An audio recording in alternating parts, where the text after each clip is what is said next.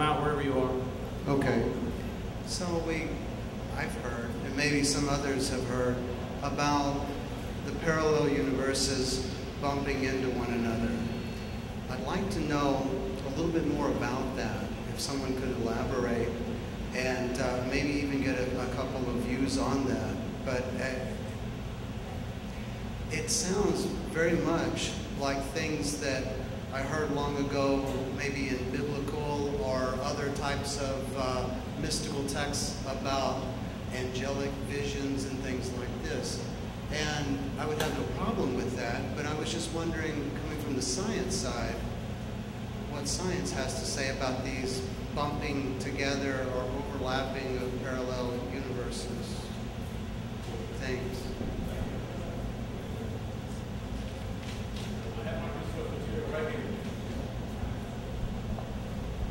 All right, I was reading up on this as everyone else was, cramming for the final exam here.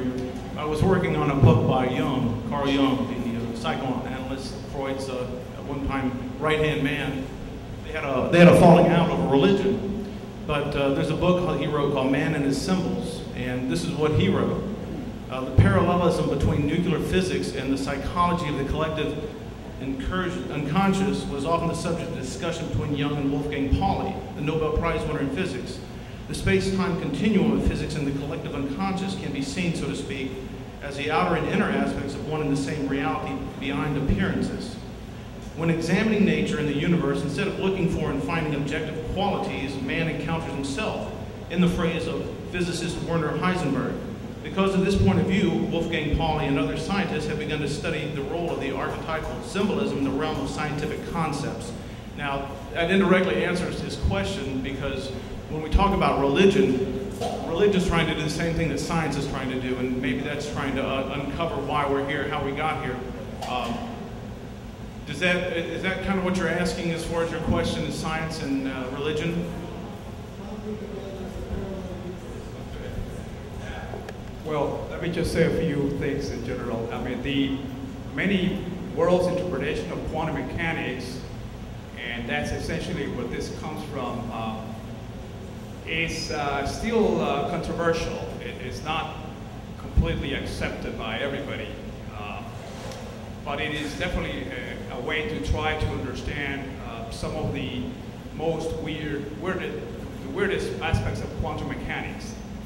And in particular, when you're trying to deal with the whole universe, it seems to be a natural framework for that. And it implies the existence of so-called parallel universes. It's a very technical thing, right? And in terms of the original formulation of that, these universes really don't talk to each other, okay?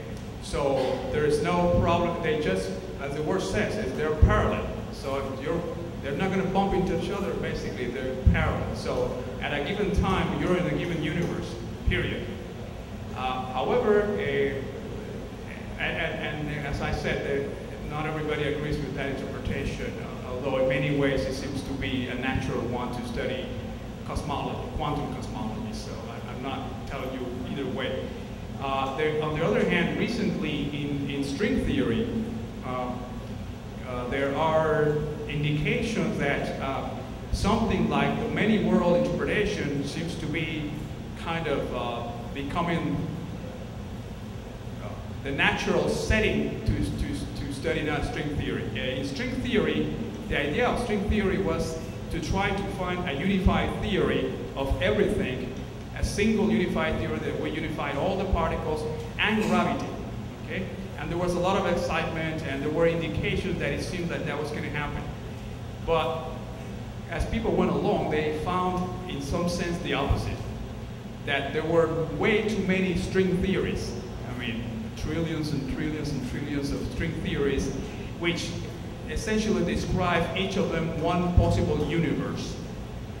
All right, so it seems that the theory is telling you, you know, you should really consider a framework like the many universe interpretation, where now the question is, how come we're in this universe and not in another universe? Okay? But to answer that question, you have to have a framework where you can even think about many universes. So in string theory, it seems like it has become kind of natural to pose these kind of questions. So stay tuned, okay? Now, let me add something about angels and religion and all that. Science really has nothing to say about that. Not yet, anyway. So that really is something that is beyond science. Science doesn't pretend to describe those things. It could live with that, maybe, but we are not trying to explain religion or not. That doesn't mean that one is against religion. You can have your own views about religion and all that, but we really try to just explain what we see in nature. And I don't think anybody has ever really had proof of seeing an angel, right? Or reproducing in a lab, let's see an angel again. Or so if that is possible, then that's going to be part of physics. But we only try to deal with things that we can see in labs and predict in labs and things like that. And there is mystery. There's mystery there too. There are things that we don't fully understand. Maybe we never will. And maybe there is really strange relationships between the mind, the soul, who knows, and physics and science. But we don't try to solve those problems professionally, at least.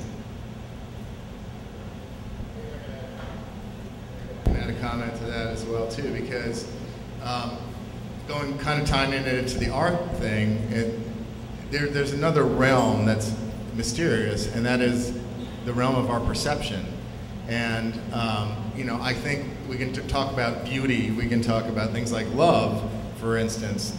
Do they have objective reality? I mean, I think they do, but I'm not sure that they can be sort of categorized or quantitized by mathematical formula the way it is in quantum physics. It doesn't mean I don't think that it exists. It just is beyond the tools of physics. And so that's where I think mystery comes in. And in a certain sense, all of us as human beings have this ability to perceive profound aspects of reality that even go beyond quantum physics. And we can see it in a friend, we can see it in a piece of art, we can see it in the way we perceive our world and how we interact with it. And so that's maybe one other perspective to consider, although it's not something we can actually get the tools of science around necessarily. I agree with that. And before I take your question, let me add that there are some people